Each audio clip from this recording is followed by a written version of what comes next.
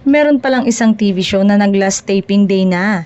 Hindi nga naka one season ito pero kailan lang ito nag-pilot. Kaya marami ang nagulat nang biglang tinapos na pala ito. Dagdag pa, hindi raw kasi maganda ang performance ito sa ratings kahit minsan ay pinag-usapan pa sa social media ang ilang episode nito. Maganda naman daw ang concept at ngayon lang nabigyan ng chance na mag-host itong actress.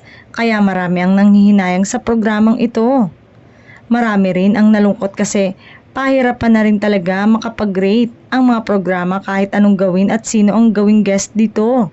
Samantala, gaya ng expected ng lahat, ang FPJ Batang Quiapo pa rin ni Coco Martin ang namamayagpag pa rin sa prime time. Simulan muna natin sa 24 oras na naka 12.7% at ang TV Patrol ay 4.2% at ang Frontline Pilipinas ay 3.1%.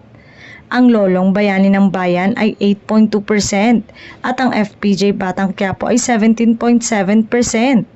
Sumunod ang mga Batang Riles na 8%.